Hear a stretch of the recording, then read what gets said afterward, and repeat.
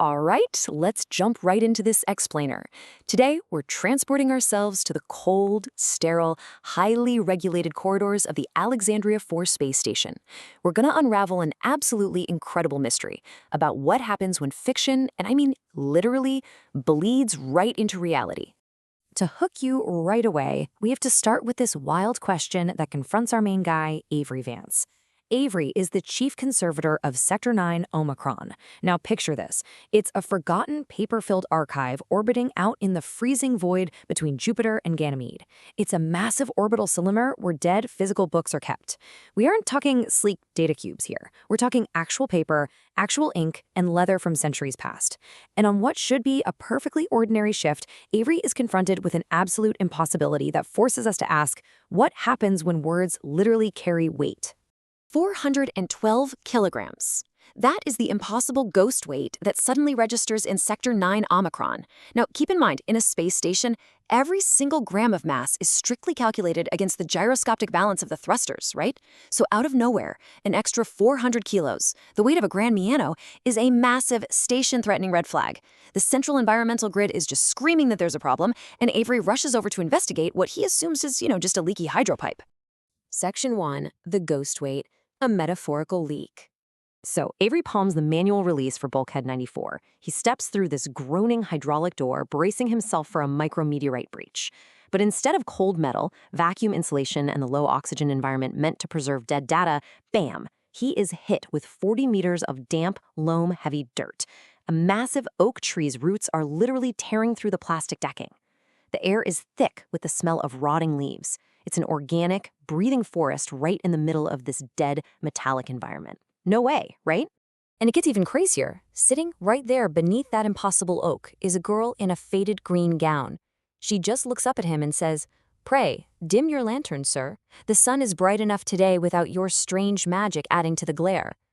Avery is absolutely stunned. He's face to face with Rosalind, a character seemingly birthed directly from an 1882 volume of William Shakespeare.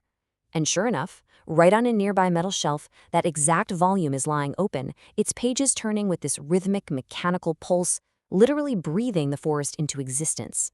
Section 2, the typography of flesh, analyzing the anomaly. Avery is terrified. He knows for a fact that if the station's Board of Regents finds out about this, they'll just incinerate the entire sector to protect the station, so he keeps his mouth shut. He sneaks back the next day with a portable mass spectrometer to figure out what Rosalind is actually made of. And the results, totally mind-bending. The scan reads her as human-equivalent organic tissue with standard cellular density. But her genetic sequence? Insufficient data. And non-standard repetition. Why? Because Rosalind's flesh and blood are literally constructed from high-density cellulose fiber and antique iron gall ink, totally rearranged at a subatomic level into protein chains and hemoglobin. She is a living, breathing person made entirely of ink. Section 3, a collision of genres. The archive bleeds. Now here's the really crucial point. The anomaly is spreading. That ghost weight isn't 412 kilograms anymore. It violently swells to a staggering 3,000 kilograms as other forgotten books on the shelves begin to manifest. It's a rapid escalation. Day 1, we had Shakespeare's Oak Forest. But by day 4, a 1904 Cairo edition of the Arabian Nights starts pouring out scorching yellow sand. Day 7, Jack London's To Build a Fire drops the temp to -15, covering the green leaves in freezing parchment snow. And by day 10, Bram Stoker's Jonathan Harker actually crawls out of a cheap paperback of Dracula.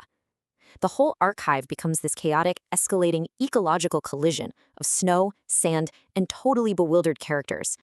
This brings us to a haunting, deeply philosophical climax with Jonathan Harker. When Avery presses Harker about his past, the ink on Harker's birth certificate physically shifts into a horror narrative right before his eyes. Harker realizes his memories of his wife Mina aren't real. He tells Avery, "I know the word blue, but when I try to see her face, there is only a white page." It's just terrifying.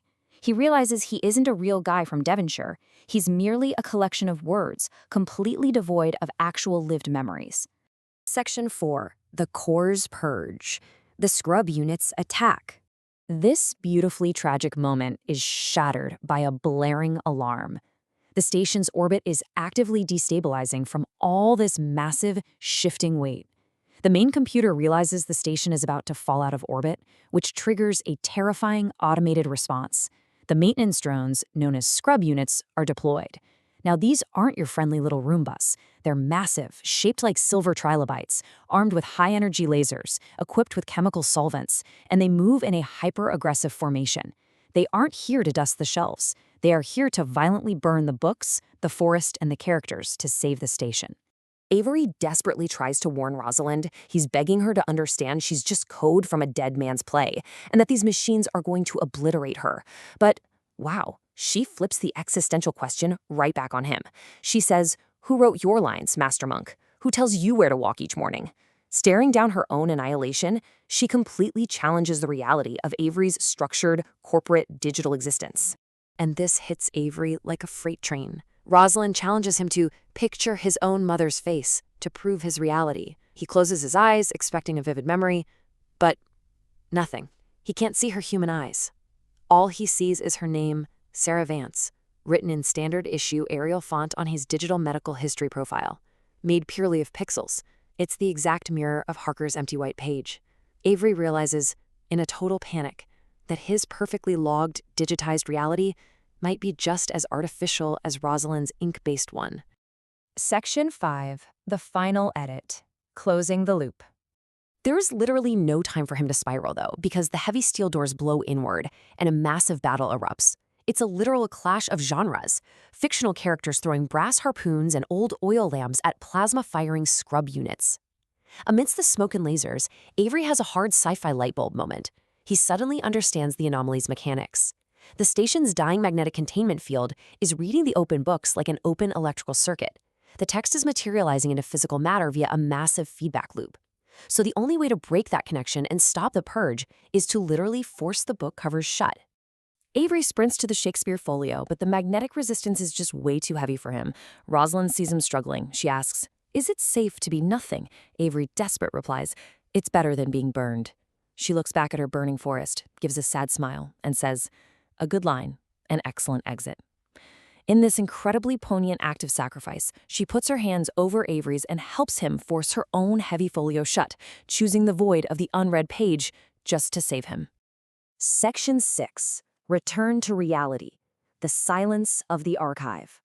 The instant that heavy leather cover slams shut, the connection is broken. The contrast here is just heartbreaking. 1 second, you have the sheer chaos of the anomaly. 3,000 kilograms of roaring fires, dense forests, living, breathing characters. The next second, instant deletion. Dropped back into an absolute chilling silence. Nominal orbit is restored, and Avery is suddenly just standing there, surrounded by cold steel plates, metallic dust, and a single puddle of coolant. All that heavy, vibrant life is completely replaced by the stark, sterile emptiness of Sector 9 Omicron. Avery is left sitting completely alone in the dark. He pulls out his data slate and just stares at his employee identification number, Vance 992A. He's covered in real soot, but there's no ink on his hands. He is forever changed by how violently the lines between digital data, physical media, and human consciousness just blurred. When he tries to remember his mother's eyes now, he only sees the green of an old leaf from a forest he just helped delete. And so, I want to leave you with this final provocative thought. It's the core question Rosalind asked, and the one Avery is left totally haunted by. If our memories and identities are increasingly just digital data, logged away in servers and profiles, who is writing your lines?